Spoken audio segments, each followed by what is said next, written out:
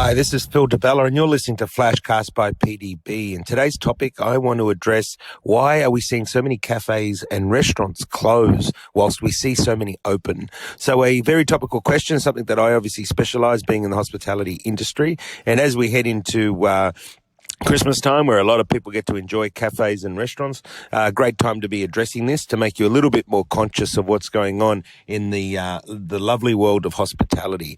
And so let me reiterate what I'll be addressing is why we're seeing so many cafes close whilst we're seeing so many cafes and restaurants open at the same time. So let's get straight into it without further ado. And firstly, why are we seeing so many cafes close? Well, very simply put, it's supply and demand. There's two big problems for cafes closing right now, and number one is that planning laws haven't changed in so long that we're seeing the bottoms of buildings that used to be occupied by multiple retail sites now being purely food and beverage. And therefore, planning laws needed to change a good 5-7 years ago to make sure that we wouldn't have an oversupply today. Builders and developers now, when they build buildings and for so many years have to build X amount of retail space underneath. But of course, the demand for that retail space doesn't exist like it used to. So what we're finding is developers are actually paying for fit outs for people and making it easy for people to go into the business. Now, easy to go into a business to start. However, to operate is another thing, because firstly, they might not have the expertise to operate, but secondly, they're not operating anything that gives somebody a point of difference to attract it. However, no matter how small the business is, they will always dilute. So dilution is reason number one of why we're seeing so many cafes close. We're getting this dilution effect because there's too much supply and not enough demand. There's cafes opening with no point of difference. However, they're still taking business away from those around them. And every time something opens, you dilute another business, then we have a problem. The other reason we're seeing a lot of cafes close is because of consumer behavior. And this is something I really want people to be conscious of. You know, in a world of where we all expect more for less. Now, remember that. We're expecting more for less. We have a problem. Expenses are going up. However, as consumers, we expect more for less.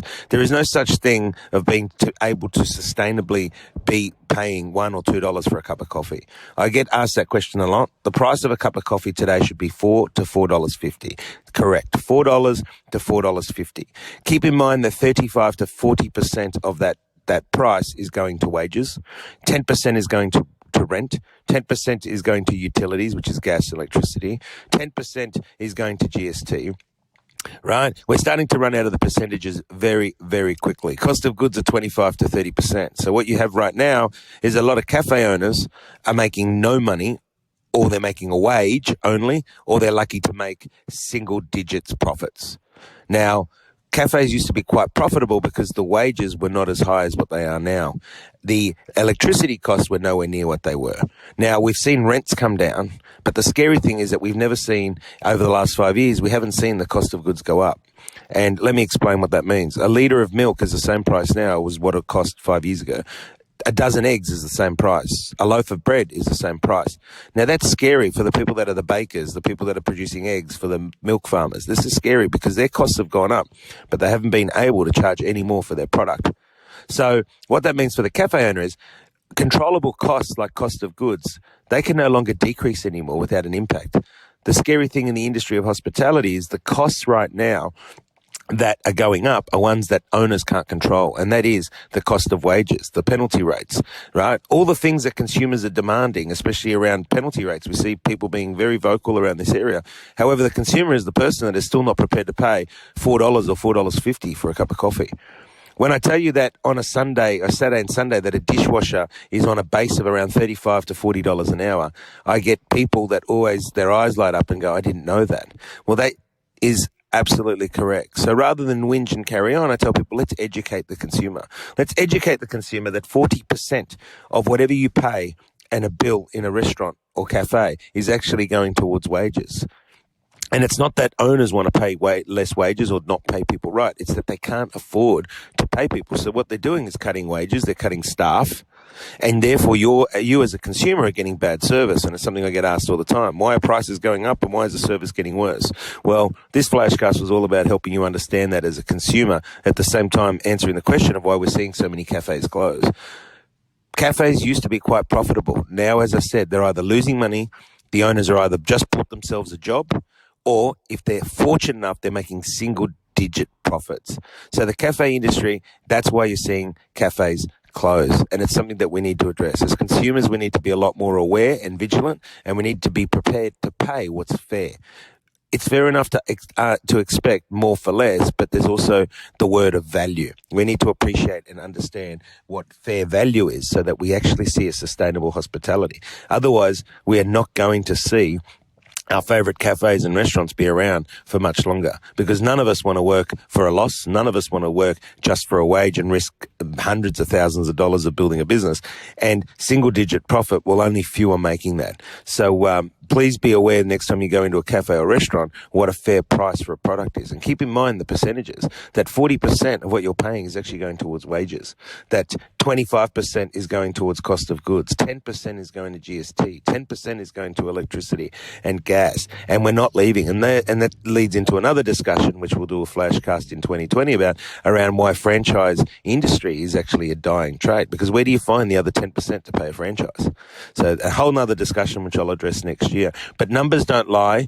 And the purpose of this and the intention of this is to just make people, we all eat in restaurants and cafes and takeaway and all the rest of it, that we get more vigilant about what we're doing and what we're not doing. Because then when you throw in Uber Eats, who take 30 to 35% of the revenue. So if you spend $100 in your favorite shop and get it delivered, $35 of that goes straight to Uber Eats. These are percentages that cafe owners and restaurants just don't have to give away or play with, right? It just does not happen. So again, be a little bit more vigilant and understanding as you're going and heading out for the festive season of what a fair price to pay is for something. Now, addressing the other side of why we're seeing so many shops open, well, I did open with it. Developers are screaming for changes. I work with a lot of councils and government, and I'm passing that on as a representative of industry. Developers want to be doing ground floor apartments. They want to be putting more car parks. They want to be putting more green space. They don't want to be putting, retail at the bottom and therefore having to find operators and fitting it out. So we're seeing a lot of places open because it's actually the barriers to entry are quite low. Operators, especially if you're a good operator, are being approached all the time to open multiple sites. Multiple sites doesn't mean multiple profits. It often means multiple headaches. However, when somebody's doing a beautiful big development with nice apartments in a nice area, they don't want empty shops down the bottom. So they provide high incentives for people to open, whether it's an espresso bar, a cafe, a brewery, whatever it is. The developers are often funding the majority or providing incentives for this to happen, which means that we're getting a oversupply because the barrier to entry is quite low. Also, because our industry is not regulated, you're getting a lot of people that probably shouldn't be in business that are in business. And that transfers to how they execute. And that's why you'll find that you might go to a beautiful, amazing new restaurant, but the execution is quite poor. Because it doesn't matter how great and fast the race car is, if the driver doesn't know how to drive it, it's going to crash. And unfortunately, we see that happen a lot in the cafe, restaurant and bar industry, where people are, the barrier to entry to open a store is very low. The cost is very low, so they often go in not prepared to burn money for the first year, and then they execute poorly, and the consumer is the person that suffers. So in recapping, I love hospitality. It's been my life since I was 15 years old. It's been very kind to me, but I've seen the changes that have happened and gone through, and I want to see hospitality for a long time to come. Hospitality is, the backbone of this country. It's also an amazing industry where it teaches a lot of the young people great skills that are necessary for everybody to have. And if we don't look after it, nurture it, well, we're just not going to be able to have this industry thriving or operating for very much longer. It is all about controlling what you can control. And as a consumer, I ask that you please be a little bit more vigilant, a little bit more patient and understanding, and understand that why your cup of coffee should be $4 or $4.50, why your bacon eggs are now heading towards $20 a plate, and also understanding and being a little bit more compassionate about wages and all the rest of it. And again, I don't condone people not being paid what they're worth. Everyone should be paid what they're worth.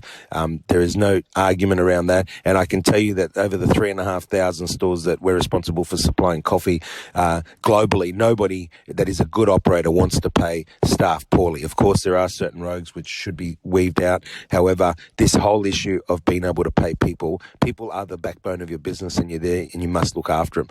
The owners need to be paid the right right amount for their product so that they can look after it. So next time you're enjoying great hospitality, please be a little bit more aware, be more patient. And now I hope that through this Flashcast, you understand a bit more about the industry and why we're seeing so many stores close and so many open. You've been listening to Phil DeBella. This is Flashcast by PDB. Send me your feedback and your questions. Until next time, be the best you can be.